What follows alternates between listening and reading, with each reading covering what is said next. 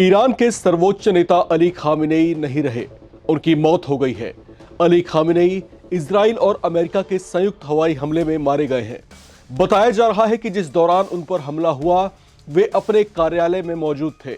इस हवाई हमले में 86 वर्षीय खामेनेई समेत उनके परिवार के सदस्यों के भी मारे जाने की खबर है।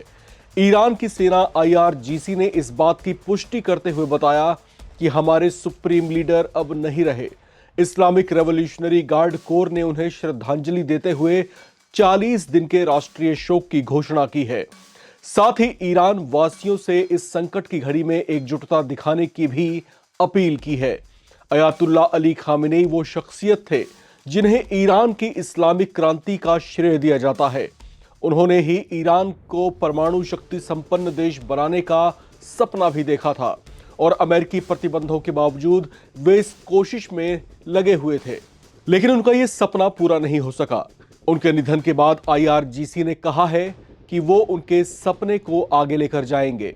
ईरान की सरकारी मीडिया ने पुष्टि करते हुए कहा कि supreme leader Ayatollah Ali Khamenei की इजराइल और अमेरिका के हमले में मौत हो गई है। रविवार सुबह ईरान के सरकारी ब्रॉडकास्टर IRIB ने बताया कि ईरान के सुप्रीम लीडर शहीद हो गए हैं। ईरान की तंसीम और फार्स न्यूज एजेंसी ने भी खामेनेई की मौत की पुष्टि की है। इसके पहले अमेरिकी राष्ट्रपति डोनाल्ड ट्रंप ने एक पोस्ट में खामेनेई के मारे जाने की घोषणा की थी। ट्रंप ने ट्रुथ सोशल पर लिखा, इतिहास के सबसे बुरे लोगों में से एक खामेनेई मारे गए हैं। डोनाल्ड ट्रंप की तरफ से यह संदेश जो है कहीं ना कहीं ऐसा है जो अली खामेनेई के समर्थकों को जो है नाराज कर सकता है, क्योंकि अली खामेनेई अपने समर्थकों के बीच में किसी लीडर से और किसी जो है हीरो से कम नहीं थे। उनकी जो पहचान थी ईरान में वो एक ऐसे शख्सियत के तौर पर थी जिन्होंने ईरान को जो है एक नया ईरान बनाने का ख्वाब देखा था, एक नई शक्ति से संपन्न करने का जो है ख्वाब देखा था, यहाँ तक कि ईरान को एक परमाणु शक्ति बनाने का भी ख्वाब देखा था, लेकिन इस ख्वाब को वो पूरा नहीं कर सके। इस्लामिक रेवोल्यूशनरी गार्ड कोर से जुड़ी FARS न्यूज एजेंसी ने बताया कि सरकार ने अली खामेनेई की हत्या के बाद 40 दिन का सार्वजनिक शोक घोषित किया है। ईरान के सरकारी चैनल पर यह खबर पढ़ते ही एंकर जो है ऑन स्क्रीन ही रोने लगे। अपने आंसुओं को संभालते हुए उन्होंने ये मनहूस खबर ईरान वासियों को सुनाई। उन्होंने कहा कि हमारे सुप्रीम लीडर अब नहीं रहे। यहां तक कि उनके परिवार के कुछ लोगों के भी मारे जाने की खबर है। हालांकि अब तक इस बात की पुष्टि नहीं हो पाई कि अयातुल्ला अली खामेनेई के साथ उनके परिवार के कौन कौन से सदस्य मारे गए हैं। यहां पर अब एक नई बात सामने आ रही है।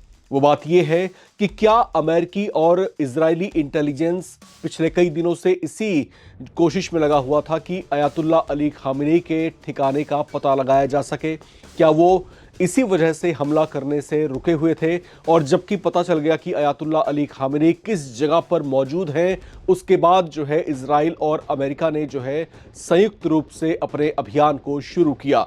लेकिन अब इसके साथ ही ये सवाल भी उठ खड़ा हुआ है कि ईरान के ऊपर ये हमला करने के बाद अब ईरान की तरफ से किस तरह का रिटेलिएशन देखने को मिलेगा? क्या ईरान की सेना खामोशी से अपने सुप्रीम लीडर की मौत को इसी तरह से बर्दाश्त कर जाएगी, या फिर ईरान अब जो है इंतकाम के लिए कोई ऐसा बड़ा कदम उठाएगा जो इस जंग को भीषण तबाही में तब्दील कर सकती है? ये वो तमाम सवाल हैं जो इस समय तनाव बनकर के पूरे गल्फ रीजन में घूम रहे हैं, क्योंकि यहां पर युद्ध सिर्फ ईरान से नहीं है बल्कि इसके साइड इफेक्ट जो है गल्फ कंट्रीज पर भी पड़ते हुए दिखाई दे रहे हैं। इसमें जो है सऊदी अरबिया, UAE और कतर, ओमान जैसे देशों पर भी जो है संकट के बादल मंडरा रहे हैं, क्योंकि ये वो देश हैं जहां पर अमेरिकी सैन्य बेस मौजूद हैं, जिन पर खतरा लगातार मंडरा रहा है। सोशल मीडिया में कुछ ऐसी भी पोस्ट्स दिखाई दे रही हैं, कुछ लोग जो है ऐसी वीडियोस भी शेयर कर रहे हैं जहां पर यह दावा किया जा रहा है कि ईरान की कुछ मिसाइलें वहां पर भी गिर रही हैं और वहां पर भी किस तरह से अफरा तफरी मची है। तो ऐसे में अब जबकि अयातुल्ला अली खामेनेई की मौत हो चुकी है, तो अब नजरें IRGC के अगले फैसले पर टिकी हुई है। क्या IRGC कोई खतरनाक इंतकाम लेने जा रही है? ये प्रश्न इस समय लगातार खड़ा है। अली खामिनेई ने 1989 में अयातुल्ला रूहुल्लाह खुमैनी की मौत के बाद देश के सुप्रीम लीडर की कमान संभाली थी।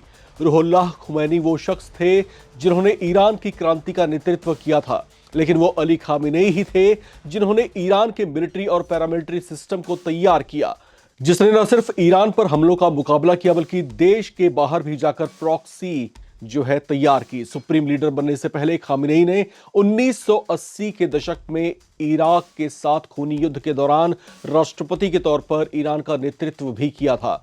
इजराइल के मिलिट्री ऑपरेशन से जुड़े 2 सूत्रों और एक क्षेत्रीय सूत्र ने बताया कि ईरान के रक्षा मंत्री आमिर नसीर जादेह और revolutionary guard commander Mohammad Pakpour Israeli हमलों में मारे गए हैं।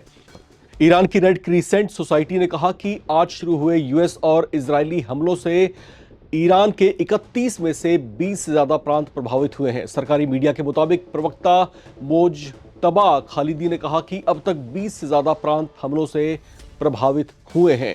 वहीं सऊदी अरब के विदेश मंत्रालय ने कंफर्म किया है कि ईरान ने रियाद और देश के पूर्वी इलाके को निशाना बनाया।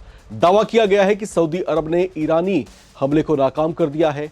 इसमें आगे कहा गया है कि हमलों को किसी भी बहाने या किसी भी तरह से सही नहीं ठहराया जा सकता। यह हालात बेहद तनावपूर्ण होते जा रहे हैं क्योंकि इस समय ईरान गुस्से से भरा बैठा है।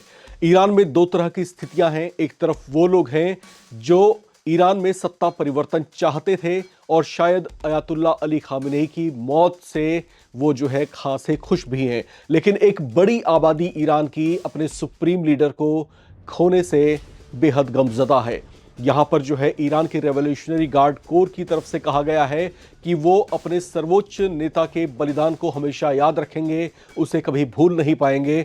और साथ ही साथ ये भी कहा है कि अली खामिनेई ने जो ख्वाब देखा था उस ख्वाब को एक दिन वो पूरा करेंगे।